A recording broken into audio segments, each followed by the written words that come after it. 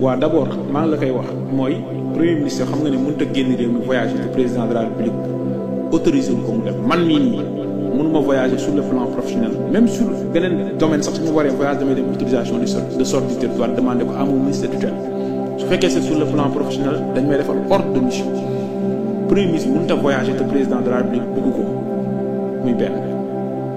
deuxième bi mooy président de la république mën na voyager dox benn mission premier ministre ñëw yeggali liggéey bi bu paree keneen def suivi muy ministre des affaires étrangères wala beneen ministre bu mën a doon muy ñaar ñetteel bi mooy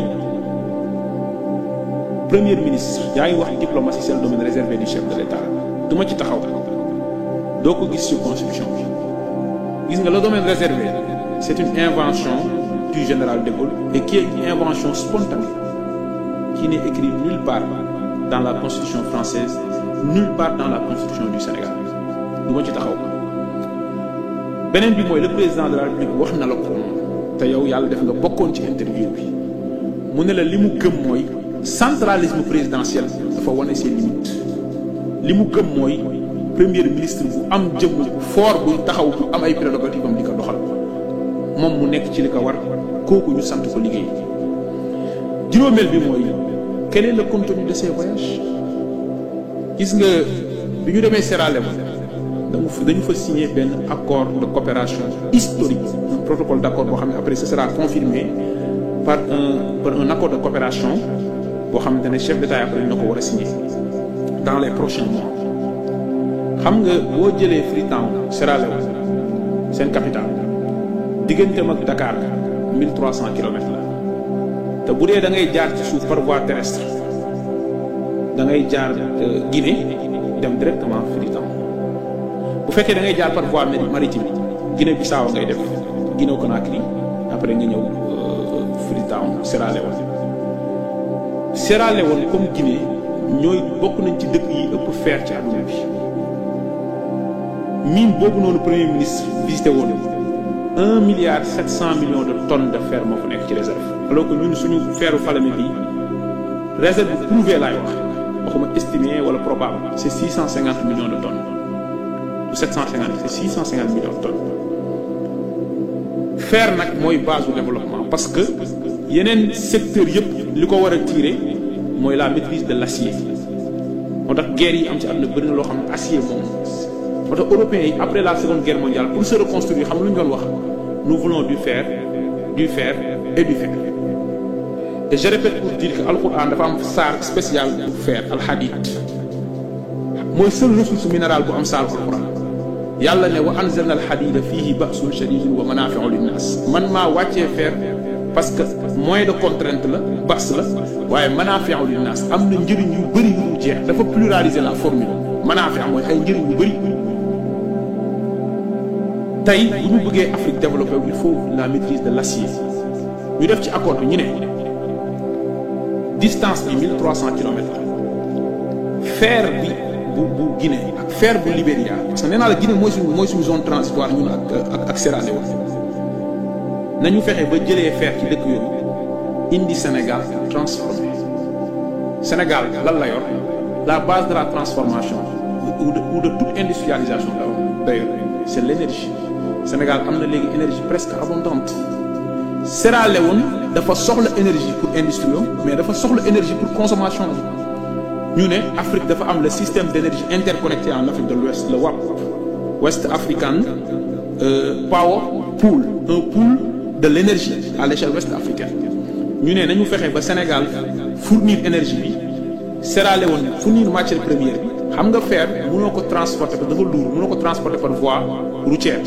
ñu ne ñu def benn rail pour relier dëkk yi loolu mooy les fameux routes de l'acier te Pierre Goudiaby Atepa yàgg koo wax parce que nit da nga koy jox paternité pas peut-être paternité moo bi mais en tout cas yàgg na cee sol on a conclu un accord dans ce sens gis nga loolu képp kuy sénégalais lu mu mën a jur ci koom-koom ci Afrique lu mu mën a jur ci richesse pour Afrique li mu mën a créer ci emploi lu mu mën a créer ci intégration des peuples libre circulation des personnes des biens échange intra-africain avancé ci diggante dëkk yooyu war ko seq Sénégal Guinée man dem naa Guinée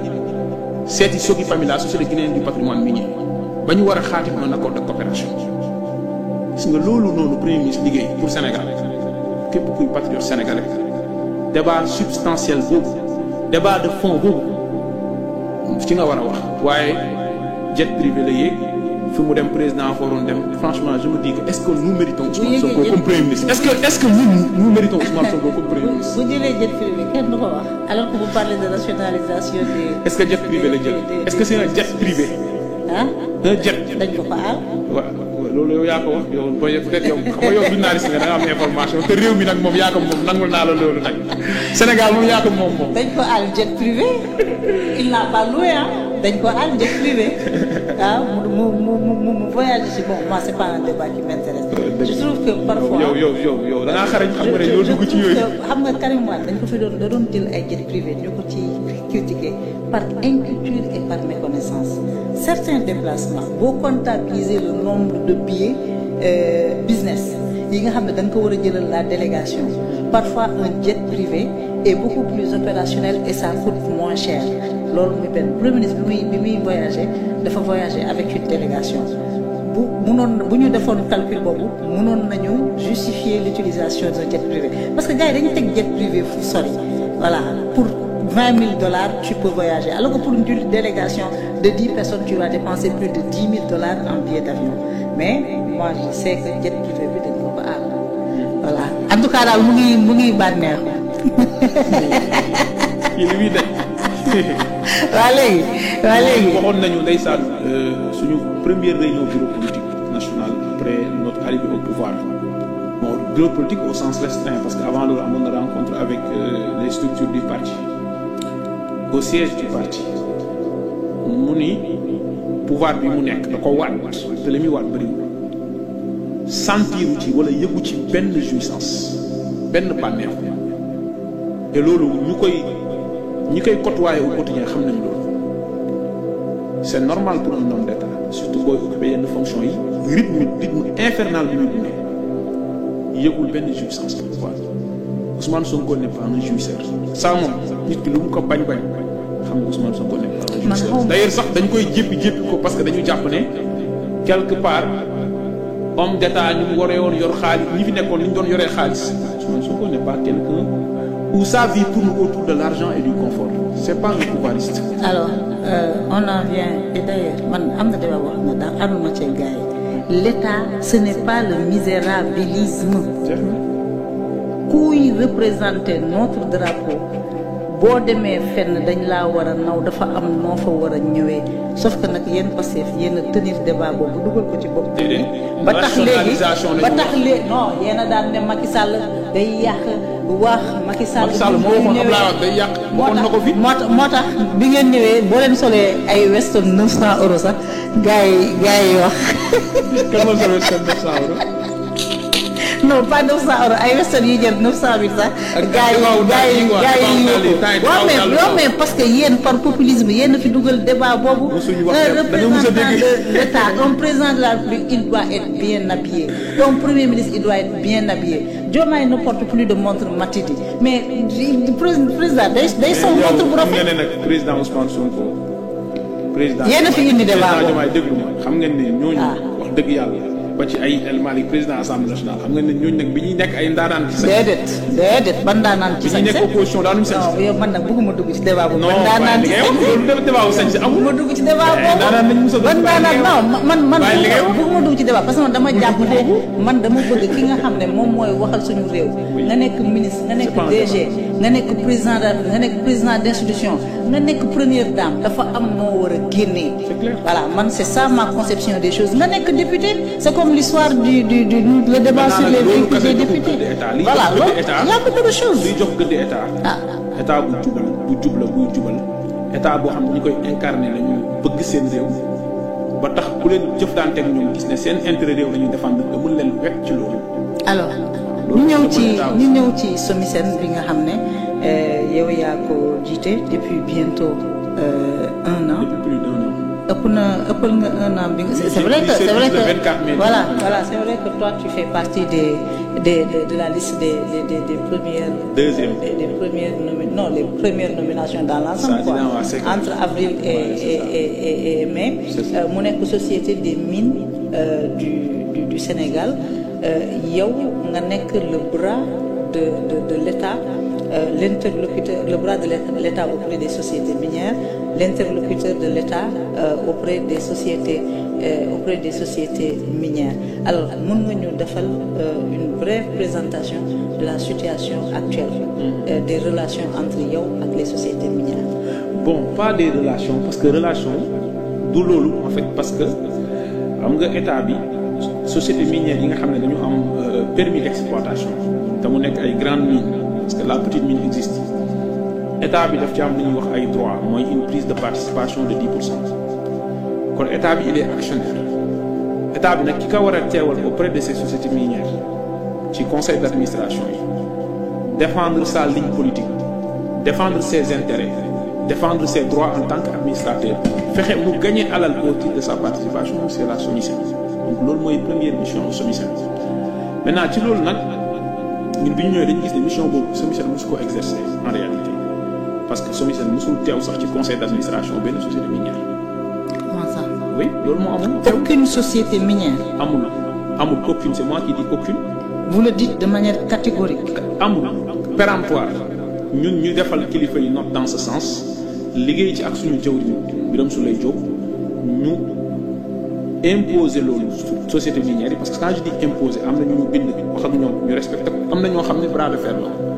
c'est comme ça que ça s'est passé bind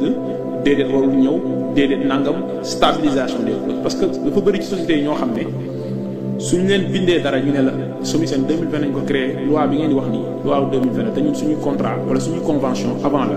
dañ doon invoquer la stabilisation des clauses ñenn ñi ne la surreprésentation de l'État mooy ministère des finances mi ngi fi déjà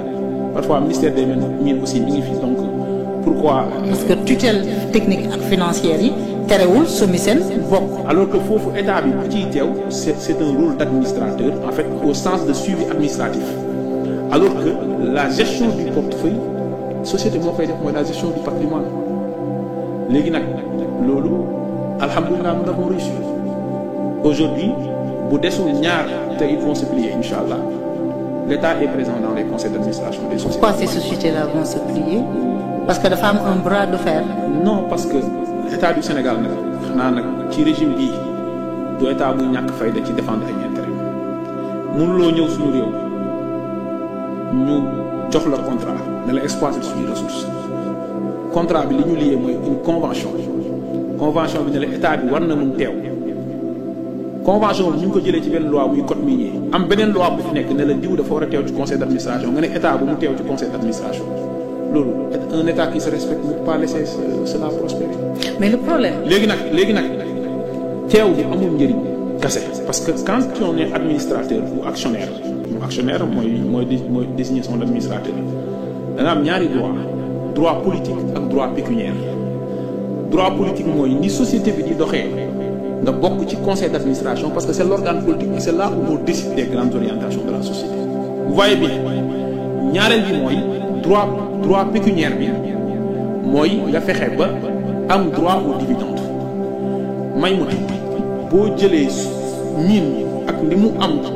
am ci richesse li mu nekk ci potentiel li ci état bi di tirer profit en termes de contribution aux finances publiques ci recette yi état di tirer 9%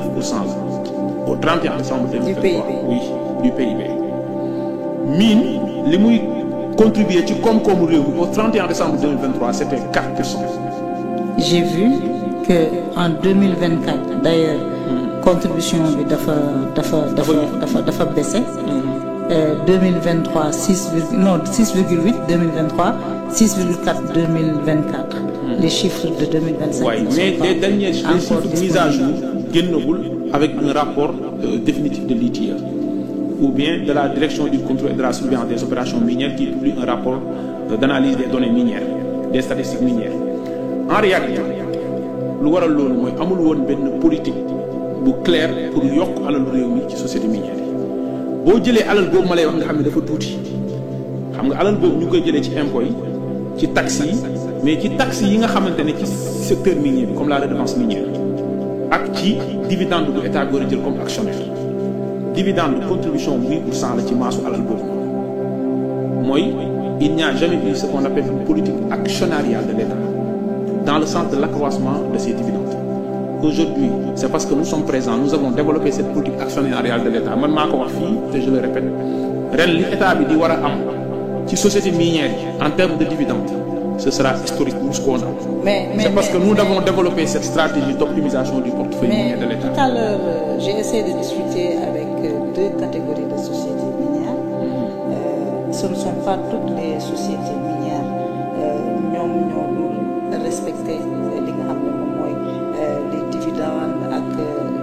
les droits pécuniaires à verser à l'État. On dit que c'est plus les cimentiers, c'est plus avec les cimentiers que le problème se pose. Bon, je reconnais qu'il y a une cimenterie, je dis Dangote, où la part de l'État de 10% ni ñu ko war a jëlee ba état bi jaw fa assuré gul ba léegi. Loolu l'État saura appliquer la loi et faire appliquer la loi. Je reconnais que am na beneen cimenterie et je le cite Ciment du Sahel parce que alalu Sénégal la bi ñuy signé contrat bi comme Sococim bi ñuy signé contrat bi boobu nekkagul ci code 2003 bi xam nga code 2003 bi moo indi 10% wu état bi après code 2016 am mais pour Ciment du Sahel le président Macky Sall moo tax bu ñu toogee fi di ko tagg damay tiit après le 24 mars c'est-à-dire le 26 mars 2024 dafa signé décret pour 20 ans mu yokk seen concession sans mu prévoir la part le président Diomaye wax na la ko bu ngeen toogee seen interview sans mu yokk la part de l'État état bi jël 10% te bu ko neexee sax mu jël une prise de participation supplémentaire dem ba 35% maanaam jël yeneen 25%. Ça n'a jamais été fait dans une société minière ce qui est une aberration léegi nag. mais code bi déglu ma code bi alors que contrat bi 2025 la waroon arriver à terme. waaw non 10% à titre gratuit c'est des droits maintenant bu ñuy créer société d'exploitation wala ñuy def extension wala ñuy def renouvellement état bi su ko neexee mu jëlaat 25% supplémentaire comme ni mu amee ci pétrole bi nga xam ne mën nga dem jëli ba 20%. D'ailleurs Sangomar bi dañoo yokk suñu participation bloc GTA bi ci gaz bi dañoo yokk suñu participation donc c'est une clause qui permet à l'État de prendre une participation supplémentaire ci secteur minier état bi musu ko def. Parce que à chaque fois ñu toll fu ko état bi war a defee war cee jël milliards yu jeex dañuy ñëw ñu fixer état bi benn durée bu gàtt 1 mois mobiliser nangam ci xaalis état bu def expertise am du def ay évaluation du def due diligence am ñu ñëw ne ko mobiliser 150 milliards mu ne mënu ma ko mobiliser léegi nii mu renoncer ñu jox ko 3 milliards wala 5 milliards. Donc Dangote et Ciment du Sahel sont actuellement les mauvais élèves de la non, j'ai pas cité. En fait, j'ai cité Dangote par rapport à la prise de participation de l'État. Ce n'est pas Ciment du Sahel, voilà, c'est pas encore effectif. En tout cas, et la présence de la SOMISEN.